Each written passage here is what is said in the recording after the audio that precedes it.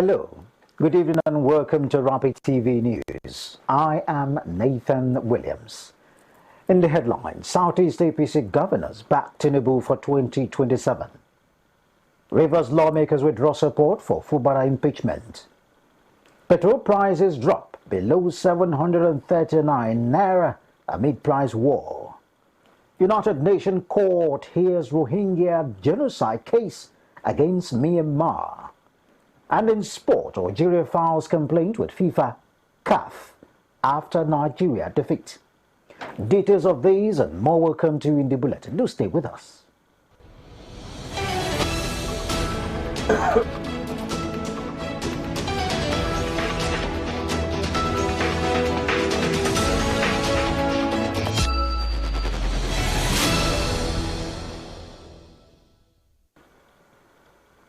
Thank you for joining us on Rapid TV News. Now the news in details. Governors of the All Progressive Congress APC in the Southeast have endorsed President Bola Tinubu as their consensus candidate for the 2027 presidential election. Led by Imo State Governor Hope Uzodinma alongside Peter Mbah of Enugu and Francis Nweforo of Ebonyi, the governors pledged to mobilize block votes across the region.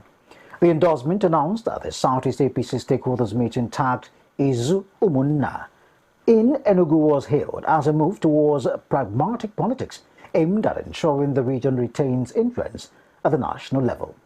Uzodinma stressed that the Southeast could no longer vote provincially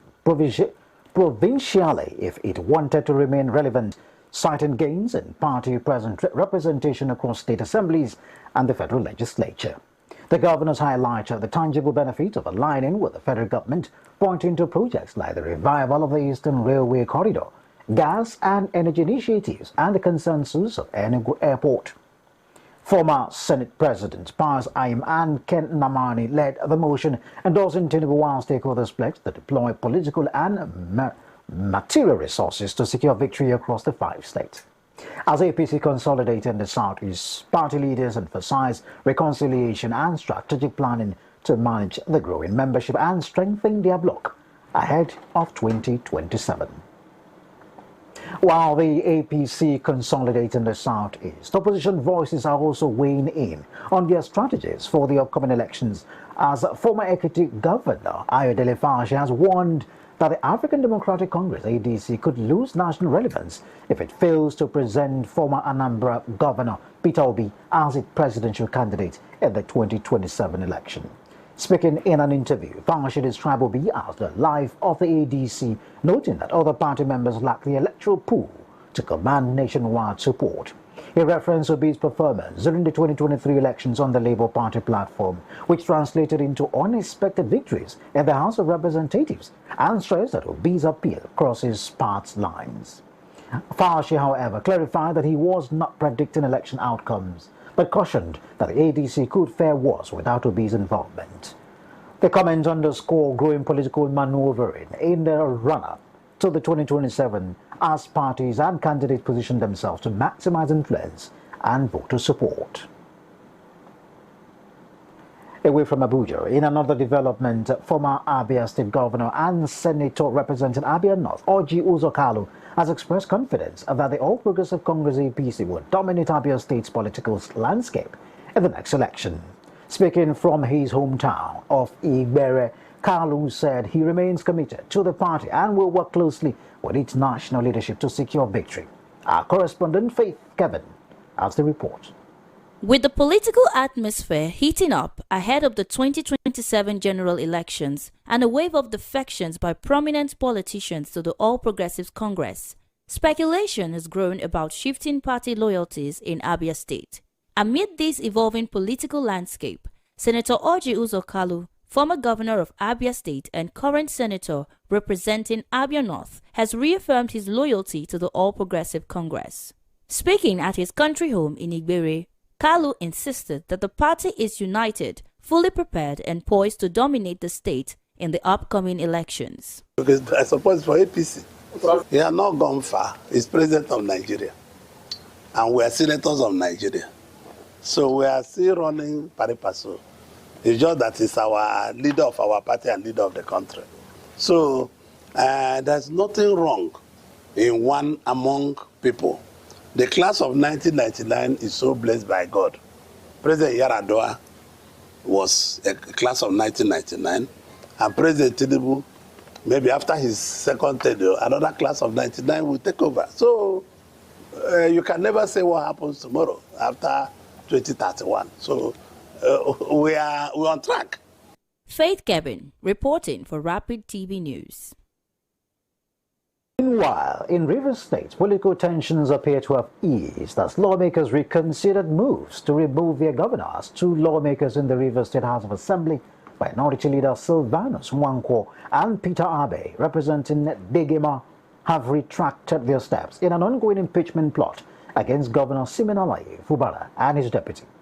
At a press briefing in Port Harcourt, the duo urged colleagues to reconsider, citing appeals from elders and leaders to tamper justice with mercy. The lawmakers emphasized that while alleged constitutional breaches may have occurred, the matter could be resolved amicably without resorting to impeachment.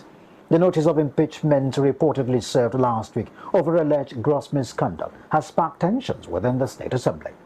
With these U-turn, political observers suggest a more cautious approach is taking hold, reflecting the influence of traditional and political leadership in mediating state's crisis.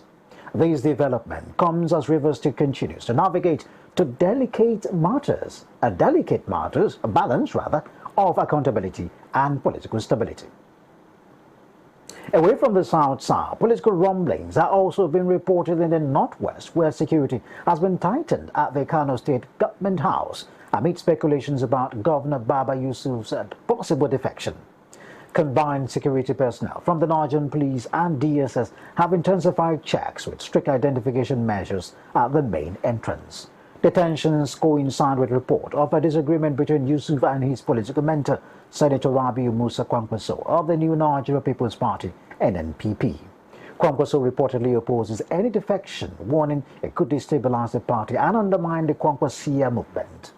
Kano remains a politically strategic state, given its large voter population and historical influence in presidential elections. Observers note that any shift in allegiance by the sitting governor could significantly alter the electoral landscape. Meanwhile, Yusuf has denied any rift, and party leaders at both the state and national levels say they do not support a defection to the APC. The situation highlights the complex dynamics of intra-party politics as 2027 approaches, with security, loyalty, and voter influence all playing key roles.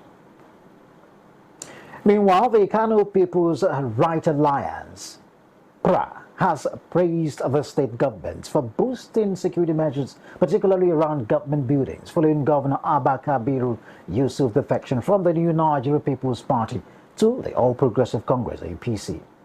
PRA coordinator Ishaku Lawal Tufa described the move as timely and necessary to prevent a breakdown of law and order, especially given the tense political climate and the influence of former Governor Rabiu Musa Kwankwaso. The group has called on residents to remain vigilant and avoid actions that could threaten peace and stability. They also urge collaboration between government agencies, private institutions, and civil society groups to strengthen security and public trust. The group says Kano deserves leaders who prioritize peace and development, while commending the governor's commitment to protecting citizens. As Nigeria steps into the 2026 new year, citizens across the country are reflecting on the challenges that shape the past and the priorities that must define the future. From the economy to security and governance, many Nigerians say urgent actions is needed. In Lagos, residents have been sharing what they believe should be at the top of the government agenda in the months ahead. Our correspondent Esther Omelu brings us their voice. Bola Ahmed Tinubu that shook the entire nation. This marked the beginning of other policies, pronouncements, and reforms. From the removal of fuel subsidy to foreign exchange market unification, floating of the naira, decentralization of electricity sector, and many more. These policies, though with good intentions, did not happen without serious challenges, causing untold hardship. After 2 years of this administration, the big question is, has these reforms, policies impacted positively on the lives of the citizens? It's the beginning of another calendar year, and the leadership continues under the renewed hope agenda. What are the areas that Nigerians would want this current administration under the leadership of President Bola Ahmed Tinubu to focus on in the year 2026? Now, there are several sectors. There's education, health, agriculture, infrastructure, security. There are several sectors. But what are the areas particularly that Nigerians would want this current administration to focus on in 2026? Security is the priority. I think our president needs to do more about the situation in the country. The insecurity in this country is everybody focus on it. I think our president needs to do more about insecurity. Even every single child in Nigeria understand that the country is under, a serious threat by the terrorists, insurgency, insecurity, and so on, inflation and so. So the president should understand that the safety and life of property is one of the permanent, a responsibility of any administration, provide life and property, in which Nigerians have been clamoring for over the years. Mostly security, because security is really terrible in Nigeria. We don't have a good security. So even apart from northern part of Nigeria, at least, let's say all the Nigeria, there's no security. You understand? So that is the area that I know that they should focus on. For Lucky, he says he does not see the government prioritizing governance in 2026, describing this year instead as one in which politicians will be focused on positioning themselves ahead of the 2027 electioneering period. If I beat my chest and said this year that we're going to do anything, nothing. Because one, this year is for electioneering politics. Already, since last year, they have been singing 2027. Everybody defected to our party. Nobody is thinking. My people who voted for me at 2023, what have I done to them? Nothing.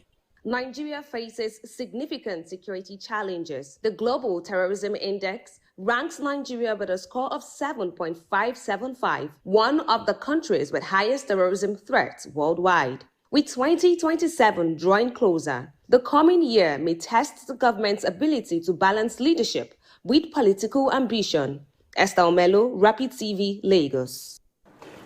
Now to the education sector, where the federal government and the Academic Staff Union of Universities ASUU will on Wednesday, January 14, formalize a new agreement aimed at improving the quality of university education and ensuring stability in Nigeria's higher education system. The ceremony will take place at the TETFON Conference Hall in Maitama, Abuja, and will be presided over by the Minister of Education, Dr. Maruf Alausa, and the Minister of State for Education, Professor Shuaiba Ahmed.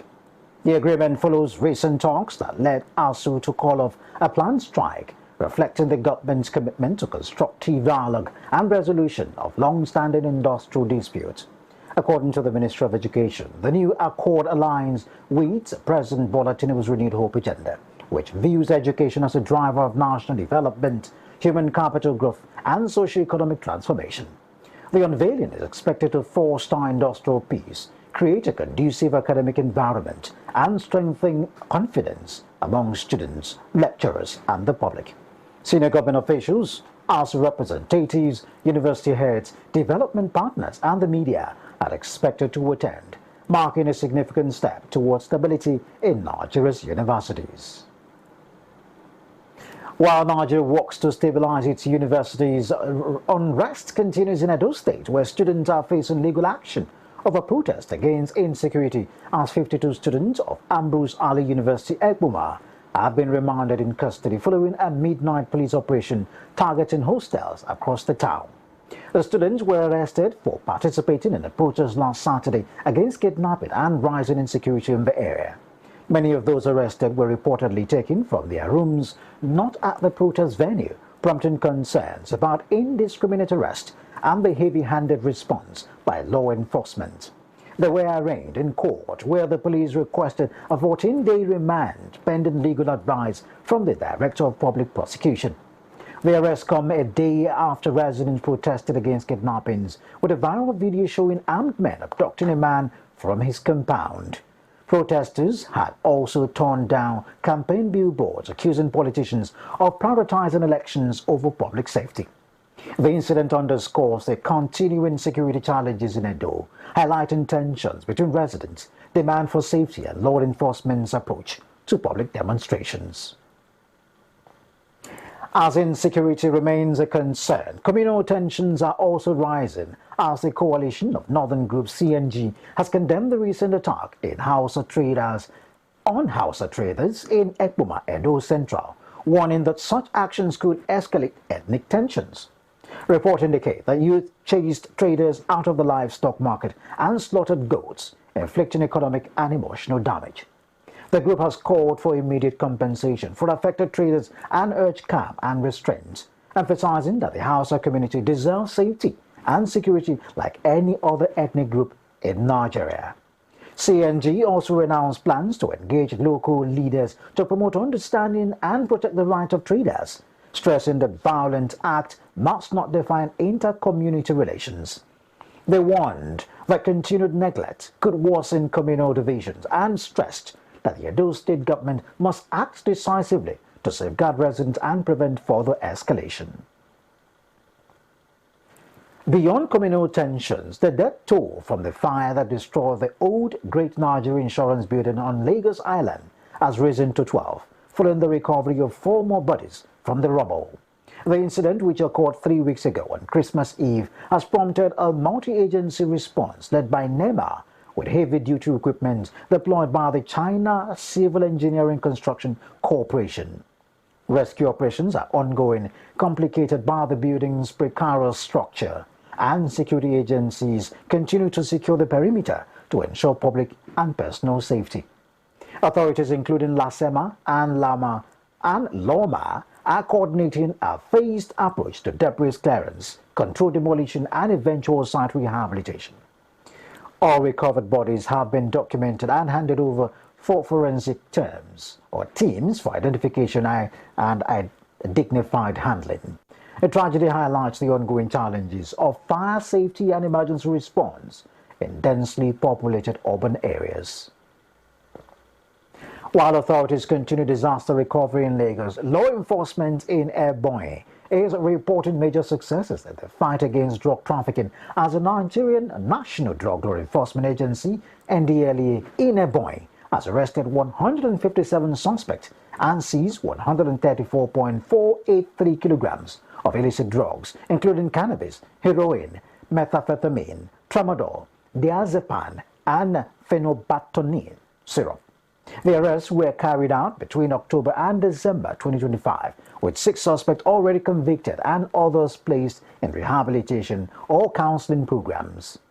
NDLEA Commander Jude Ahamefule said the operation demonstrated the agency's commitment to combating drug abuse and trafficking in the state. Ahamefule urged residents and traders to desist from involvement in illegal drug activities and reiterated the agency's dedication to public safety. The seizures and arrest mark a significant milestone in Ebonyi's ongoing effort to reduce the circulation of dangerous substances, protect vulnerable populations, and reinforce law enforcement's presence in the region. The wife of the governor of Abia State, Priscilla Chidinma Uti, has visited several motherless babies' homes across the state, donating food items, sanitary supplies, and 1 million naira to each facility. During the visits, she reaffirmed her commitments to child welfare, declaring that every Abia child matters and restating the government's resolve to eliminate baby factories and curb child exploitation. Our correspondent Faith Kevin reports. It was a day of quiet surprises in Abia State, one that began like any other for the children of the motherless homes, yet ended with hearts a little lighter and hope a little stronger. Without prior notice, the First Lady of Abia State, Priscilla Chidinma Uti, arrived at the gates of some of the state's most vulnerable institutions. Her first stop was the Seventh-day Adventist Motherless Babies Home in Aba, followed by the Ngwa Road Motherless Babies Home and the Victims of Need Social and Motherless Babies Home. Standing among the children, Priscilla spoke from the heart. She said the outreach was inspired by the spirit of the new year and her steadfast commitment to ensure that no child, no matter how vulnerable, is forgotten. The Yuletide season is a season of giving, of sharing, particularly with the less privileged. So even though we have been working with the charity homes in the state, like I said, we are partners. They provide very vital support to us through the Ministry of Women Affairs. So they are really special to us. Beyond the gifts, she highlighted a deeper mission. The Abia State government, through the Ministries of Women Affairs and Poverty Alleviation and Social Protection, is actively working to dismantle baby factories and fight child trafficking and exploitation in the state. It gives me so much joy to come and share this in the spirit of the Yuletide season, which is about giving, sharing love and gifts with our fellow human beings, and particularly the most vulnerable among us. That day, the halls of these homes were filled with more than rice, pasta, and toiletries. They were filled with hope, recognition, and the reminder that in Abia, no child is ever truly alone. Faith Kevin reporting for Rapid TV News.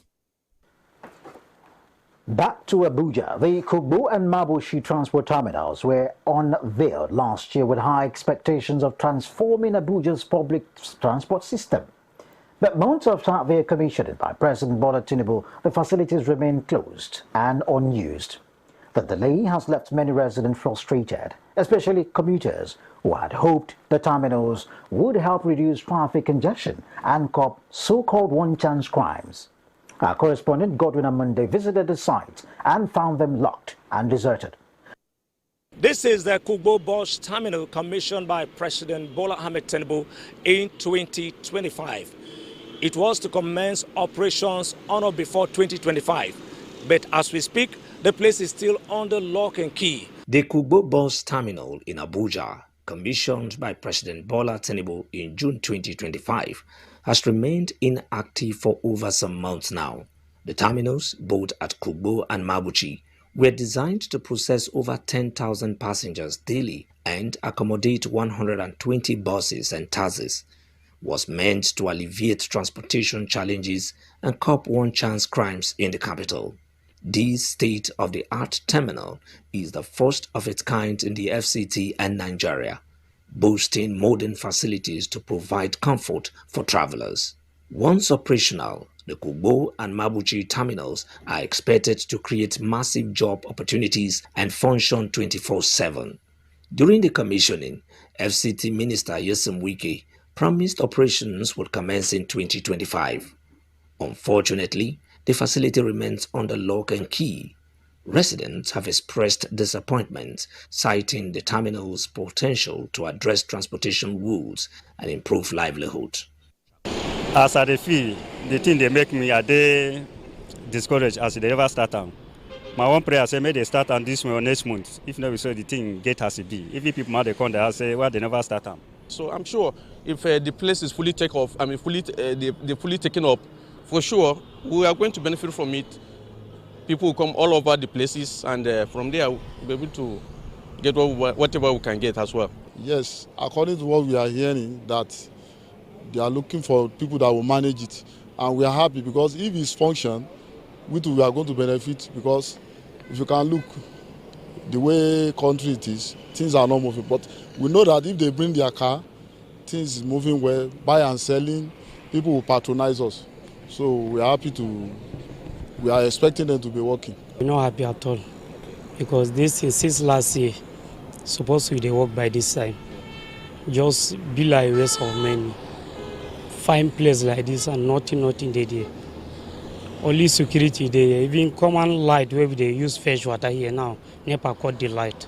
So no water, nothing now, it's only security. So all of us, we live around here, we're not happy with that. Attempts to speak with Mandate Secretary of Transport, Architect Tom Uboku Nya, were unsuccessful as he declined to comment. The delay in opening the Kugbo and Mabuchi terminals may worsen one-chance crimes as they may continue to thrive without safe and regulated transportation hub. The delay would also attract more vehicles on the road, leading to traffic jams and frustration. Residents now appeal to the FCT minister to ensure the terminals commence operations, serving their intended purpose of curbing one-chance crimes and alleviating transportation challenges. Abuja, Godwin Amundi, Rapid Television News. You're still watching Rapid TV News. Still to come, petrol prices drop below 739 naira mid-price war, plus foreign and sports stories. That will be after this break.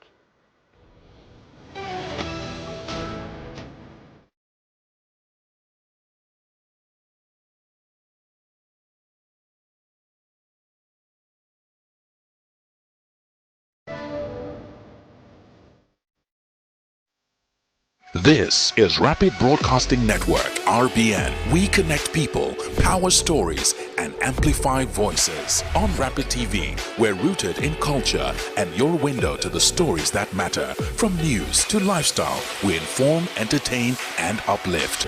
Join Rapid TV on StarTimes Channel 176, Nigecomsat.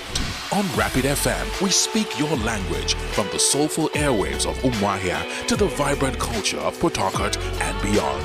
More than broadcasters, we're creators, amplifying that voice within with powerful content across TV, radio, and digital. Join us at rbnradiotv.com and all our social media handles. One network, one voice. Rapid Broadcasting Network, RBN, the sound of your city. Rooted in truth, driven by impact. Correro, your front row seat to the most pressing issues, from the corridors of power to the heart of our communities. We bring you unfiltered insight, fearless journalism, and the conversations that matter. And I invite you to this big conversation table as we analyze the top stories, ask the tough questions, and hold power to account. News that informs, analysis that empowers, debate that drives change. Correro, the big conversation, every weekday at 7 p.m. only on Rapid TV. From the heart of Africa, where dreams are born and passion is boundless, a new wave of talent rises. In La Liga, these extraordinary athletes are not just playing the game, they're transforming it.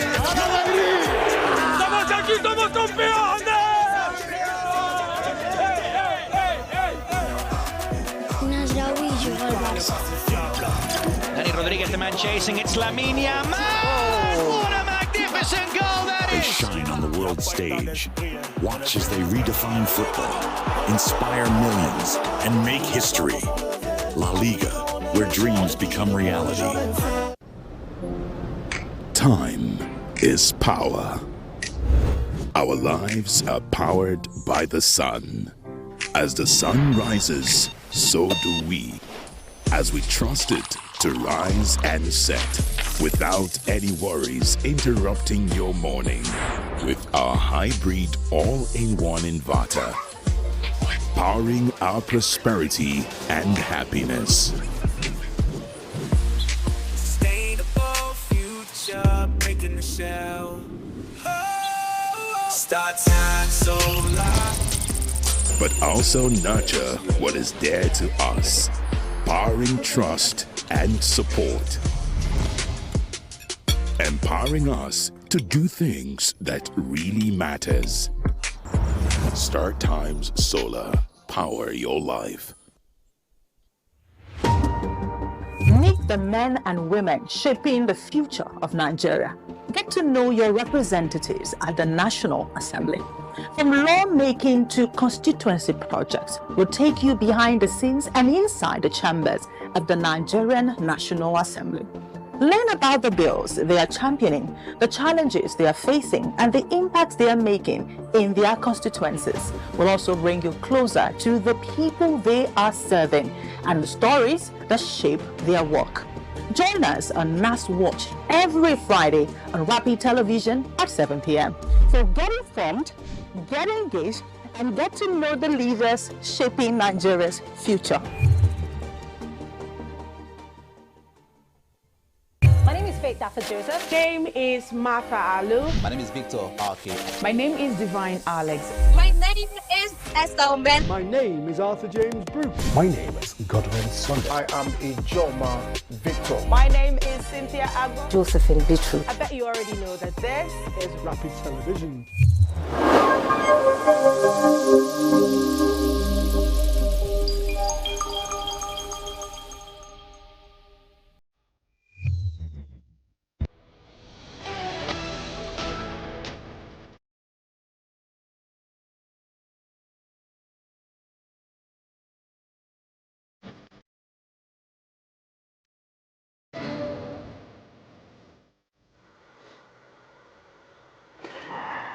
It's good to know you're still with us on Rapid TV News. Moving on now to business. The price war in Nigeria's petroleum sector is intensifying.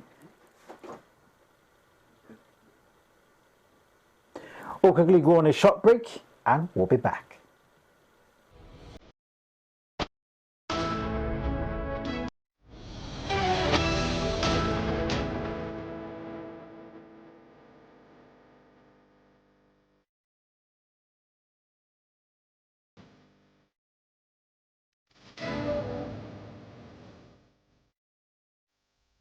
This is Rapid Broadcasting Network, RBN. We connect people, power stories, and amplify voices. On Rapid TV, we're rooted in culture and your window to the stories that matter. From news to lifestyle, we inform, entertain, and uplift.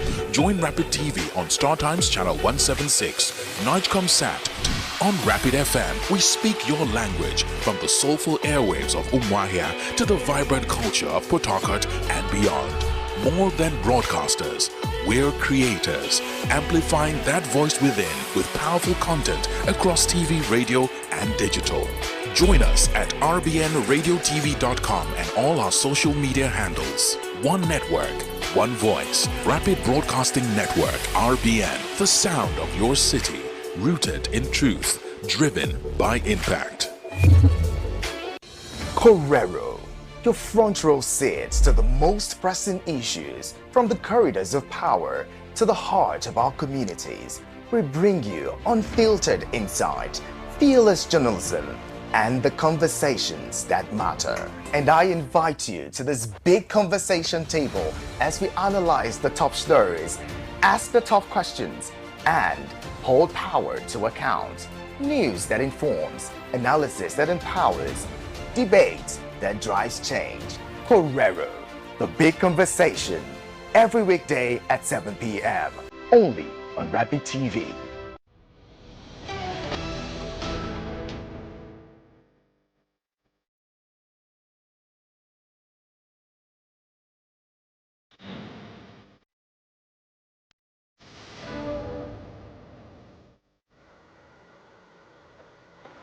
Thanks for staying with us. In business news, the price war in Nigeria's petroleum sector is intensifying as retail outlets sell petrol below the 739 naira per litre recommended by Dangote Petroleum Refinery. Observers report that stations such as NIPCO, SAO and Akiavik are offering prices between 735 naira and 738 naira per litre, undercutting Dangote's partner, MRS Oil. The move follows a major price cut by the refinery in December from 828 naira to 699 naira per litre, aiming to make fuel more affordable. Operators admit they are selling below cost simply to attract customers and avoid being left behind in a highly competitive market. According to industry experts, the market is now regulating itself, with motorists flocking to the stations offering the lowest prices, leaving others struggling for patronage. The refinery has expanded supply volumes and eased purchase requirements for marketers, creating liquidity and encouraging local PMS usage over imported alternatives.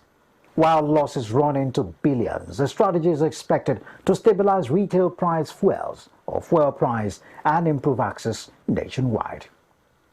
Up next, more business reports coming your way.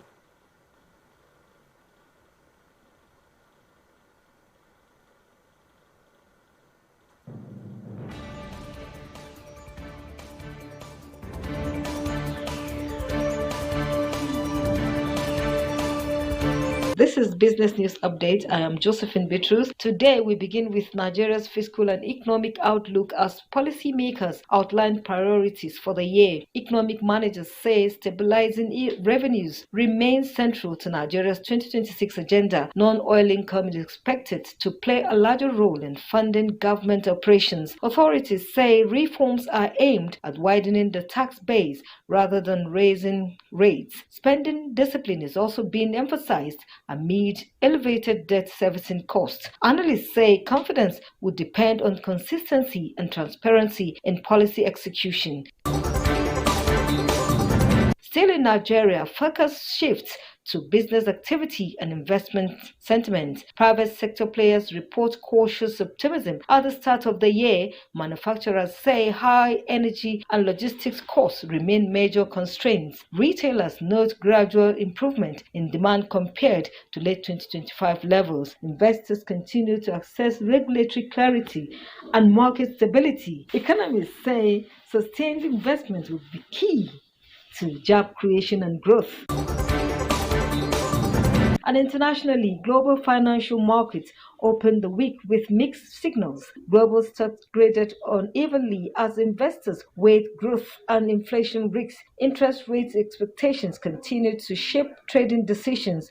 Commodity prices showed modest fluctuations across major markets. Currency movement remained largely restrained amid policy uncertainty. Analysts say global markets remain sensitive to incoming economic data. And that's the business news update. For more stories, follow us across our digital platforms. I am Josephine Bitrus. Good evening.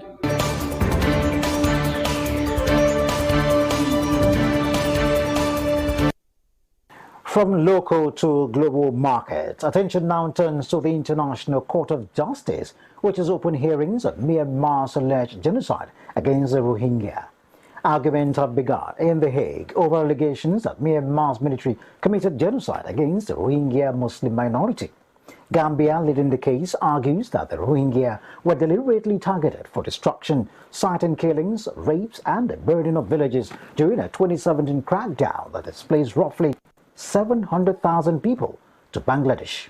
Myanmar has consistently denied the allegations, while the ICJ had previously ordered protective measures in 2020. The hearings, which will continue until the end of January, include inputs from 10 of the countries supporting the case. Observers say the proceedings are closely watched globally as they may set precedent for genocide accountability. Meanwhile, the Rohingya continue to live in precarious conditions in refugee camps, highlighting the human toll behind international law debates. Let's now take you to the foreign scene for more global updates.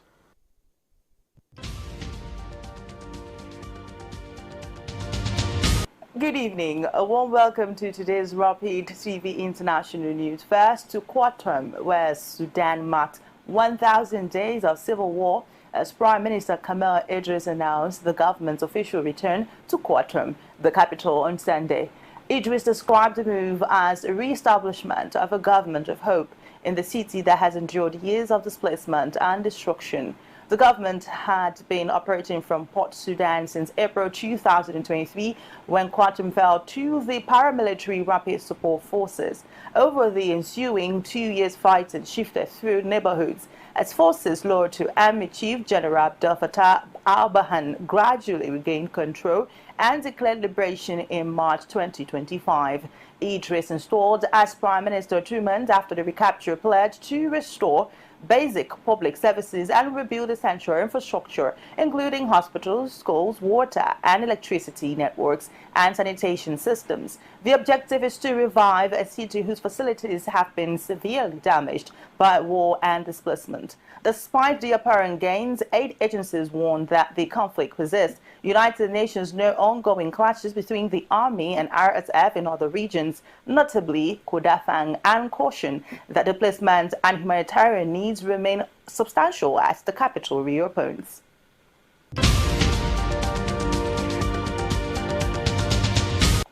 Now the situation in Iran is echoed in Paris, when thousands gathered on Saturday to express solidarity with Iranian protesters and the exiled Crown Prince Reza Pahlavi. The demonstration moved from Palace Victor Hugo to the Trocadero, drawing about 2,000 participants. Organizers say attendees carry pre-1979 Iranian monarchy flags bearing the lion and sun and chanted for the return of the former royal family under the exiled prince. Among the crowds were observers waving Israeli and United States flag. Speeches credited international backing as a key factor in sustaining attention on Iran, where unrest has persisted into a third week. Activists say alleged 203 people have been killed during demonstrations in Iran and abroad. The organizers acknowledge the toll may be higher. With internet access restricted inside Iran, supporters abroad warn that the blackout could enable security forces to intensify a crackdown with limited scrutiny. Officials in Paris described the gathering as peaceful and orderly, with police present to guide traffic and monitor for disturbances. Organizers said the event aimed to highlight civilian casualties and demand accountability from Tehran and its international partners in days ahead. Lastly, Malaysia and Indonesia have moved to block Kirk, Elon Musk's AI chatbox on the X platform, citing concerns that it can produce sexually explicit deepfakes involving real people. The two Southeast Asian nations say Grok capabilities could be used to create pornographic and non-consensual images of women and minors, and they're among the first countries to impose such a ban. Regulators in Kuala Lumpur and Jakarta issued statements over the weekend announcing the measures. In Kuala Lumpur, the Malaysian Communications and Multimedia Commission said it had previously issued notices to X seeking stronger safeguards after reports of repeated misuse. It added that Grok will be blocked until effective controls are put in place and urged the public to report harmful online content. Indonesia's Communications and Digital Affairs Minister Mutia Hafid described the issue as a violation of human rights, dignity, and online safety, and said Jakarta has asked X for clarification on Grok's use. The move comes amid wider debate on online safety and potential future restrictions in other countries, including United Kingdom, where officials have floated similar actions. Thanks for being part of the news. Have a great evening. I am Cynthia Agbar. Rapid TV News continues. From international politics, Nigerian artists are making headlines at home, dominating the 9th All-African Music Awards at Lagos, claiming top honors across multiple categories. Rema emerged as a major winner, bagging Artist of the Year, Best Male Artist in Western Africa, and Best African Artist in R&B and Soul. Burna Boy also earned recognition with Album of the Year for No Sign of Weakness and shared Best African Collaboration with Charlie Poppy. Other standout winners included Yemi Alade, Fino, Juma Jux, Queen Madi, and Chella, reflecting the continent's diverse talent. The event celebrated African artistry across regions from hip-hop to R&B to inspirational and contemporary music. Emerging artist and fan favorite also earned recognition, cementing Nigeria's reputation as a powerhouse in African music. With performances and awards highlighting both established stars and rising talent, the ceremony showcased Africa's cultural vibrancy and the growing global influence of its music industry. From music to movies, Nigeria's box office is making history with a record-breaking Nollywood release, where multi-award-winning actress and producer Funke Akindele has made history with her film Behind the Scenes, which has grossed over 2.1 billion naira in just a month, becoming the highest-grossing Nollywood movie of 2025. Distributed by Film One Entertainment, the film broke 5 opening weekend records, including 129.5 million naira on Boxing Day alone. The all-star cast, a relatable storyline, and strong fan support contributed to the film's unprecedented success. Akindele now ranks as West Africa's highest-grossing filmmaker, writer, director, and producer of all time. Celebrating the milestone, she expressed gratitude to fans for their unwavering support, highlighting the impact of quality storytelling and local content on Nigeria's entertainment industry. Behind the Scenes demonstrate how Nollywood continues to thrive, capturing audiences and breaking records across Africa, the United Kingdom, and Ireland. And in sport, the Confederation of African Football (CAF) has launched investigations into alleged misconduct during the 2025 Africa Cup of Nations quarterfinals. Incident involving Nigeria versus Algeria and Cameroon versus Morocco matches are under review following confrontation with referees and disturbances in post-match areas. CAF has collected match report and video footage and referred the matters to its disciplinary board. The body also warned of potential action against media personnel accused of misbehaving in the mixed zone. The Nigeria-Algeria clash ended 2-0 in favor of the Super Eagles, with goals from Victor Osimhen and Akko Adams. However, scuffles erupted between Algerian players and referees, and fans attempted a pitch invasion. Similarly, Morocco beat Cameroon 2-0, but dispute over unawarded penalties raised tensions. CAF has reaffirmed its commitment to professional conduct, stressing that anyone found guilty of misconduct could face disciplinary action. While CAF investigates these quarter-final controversies, Nigeria Super Eagles are now preparing for their semi-final showdown against Morocco in Rabat. The team traveled from Fes in the late afternoon, taking a 2.5-hour road trip to the Moroccan capital. The squad is now lodged at the luxurious Rehab Hotel, readying themselves for their first closed-door training session at Complex Mohammed VI later tonight. With a similar, or rather, semi-final berth at stake, Coach Eric Shell's men are focused on preparations and recovery, building momentum after their commanding 2-0 win over Algeria in the quarterfinals. Meanwhile, tensions linger from last weekend's incident, which saw Algerian players clash with referees and fans, leading to CAF to open an official inquiry into the conduct witnessed during the knockout rounds. Speaking of Algeria, the Desert Foxes have officially lodged complaints with both CAF and FIFA following their 2-0 loss to Nigeria in the quarterfinals. The federation cited several contentious referee decisions, including a denied penalty, as raising serious questions and undermining the credibility of African officiating. Algerian officials are seeking investigation and corrective action in line with CAF and FIFA regulations. The quarterfinal match ended with clashes on the field and vandalism by fans, though stadium security managed to contain the disruption. CAF has already confirmed it is investigating all reported incidents, emphasizing that professional conduct must be maintained at each event. This move reflects growing scrutiny over refereeing standards and fair play in major African football tournaments. From senior men's football to youth women competitions, Nigeria's under-17 Flamingos are gearing up for the 2026 FIFA Under-17 Women's World Cup qualifiers, where they have drawn to buy into the second round of African qualifiers for the 2026 FIFA Under-17 Women's World Cup, set to be hosted by Morocco in October. The team will face the winner of the preliminary tie between Niger Republic and Guinea, which first leg match is scheduled for May 22nd to 24th and return legs from May 29th to 31st. The successful team will advance to the final qualifying round in July. The Flamingos aim to bounce back after their last tournament exit in the round of 16, where they suffered a 4-0 defeat to Italy. Known as one of Africa's most consistent youth sides, Nigeria will be looking to rebuild momentum, reclaim their continental dominance and secure a place on the global stage. Preparations for the qualifiers are already underway as the squad focuses on training, tactics, and team cohesion. And that wraps it up on Rapid TV News. But before we go, here is a recap of our major headlines. Earlier, we informed you that Southeast APC governors back Tinubu for 2027. Rivers lawmakers withdraw support for Fubara impeachment. Petrol prices drop below 739 naira amid price war. On the forums in UN court, here's Rohingya genocide case against Myanmar.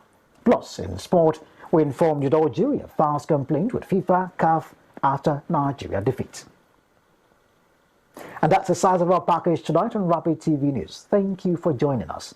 I am Nathan Williams. Don't forget to join us for more programs on Rapid TV. Have a blessed evening.